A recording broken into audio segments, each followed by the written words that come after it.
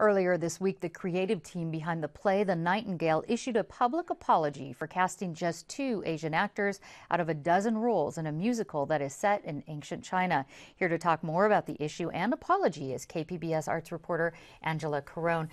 Angela, set the stage for us here. What is this musical all about? Well, the musical is set in what the creators say is a mythological version of ancient China. It's based on a Hans Christian Andersen story. You might remember him. He's a noted children's author. And it's about an Asian emperor who is sort of sequestered, living within imperial walls, and longs to see the rest of his kingdom. And the song of a nightingale illuminates that for him. And along the way, of course, he falls in love with a peasant girl. And so the play is loosely based on the Hans Christian Andersen story, but it tries to create the kind of fable-like qualities of that. But it's fully set in what should be ancient China.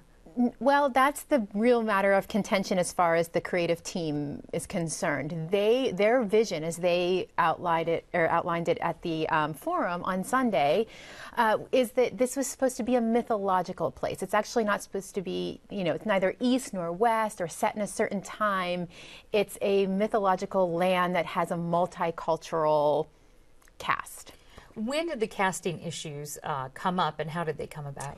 So what happened was, there are 12 roles. 2 of them were only Asian Americans. The rest there's like 5 white, a couple of African Americans.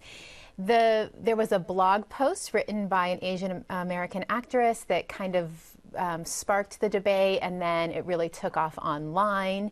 And the Playhouse then decided to set up this forum to address the issue. And I should say, too, that this is a workshop production of this musical. So this is not the finite end product of this musical.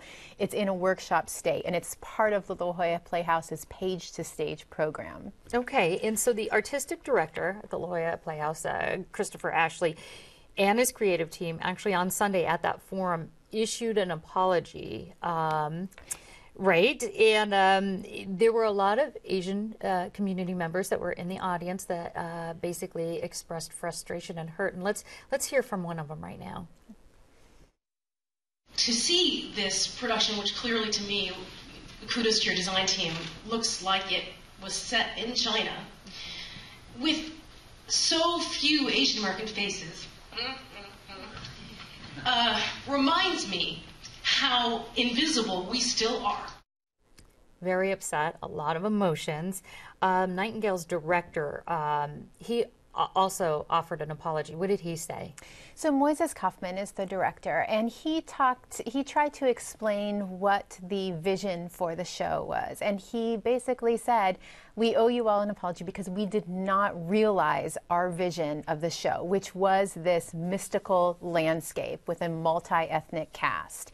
And the multi-ethnic cast is key to that. They didn't want to signal that this was ancient China. They wanted to signal that this is a place where a young white emperor could have an African-American mother, basically. But multicultural casting is very popular right now. What was the problem here? It is very popular, or it's used for, it's the reason why multicultural casting was even created was to create more opportunity for minority actors to find roles. It's been around long enough that it's used in all kinds of different ways. There's a multi-ethnic cast doing A Streetcar Named Desire right now on Broadway, African Americans in the lead roles. So the problem here, as certainly is expressed by a number of people at the forum, is that multicultural casting was never created to give opportunities for a white actor to play a culturally specific role. Right. We just saw a quote from one of the people in the audience who said it wasn't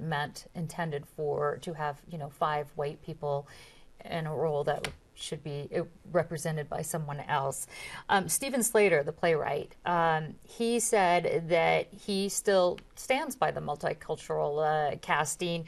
In an earlier workshop, he had all Asians, but changed it. Why did he? Right. He talked, now at the forum, he talked about the former all-white, or all-Asian cast, and he said, that didn't work for him in his vision of a fantastical, mythical world with a multi-ethnic cast, a multi-ethnicity that reflected the world that he lived in. So he stands by his vision. I think that he said throughout the forum that he was learning so much, that this was an education for him hearing all of this. I don't know where the creative team is today on this. I think that, you know, they heard what was being said, and I would imagine that future productions, again, this is a workshop production, but I would imagine future productions of the Nightingale will take into consideration very closely what they heard at that forum on Sunday. I'll bet you they will. They had a big impact. Angela Carone, thanks so much for talking with us. Thanks, Peggy.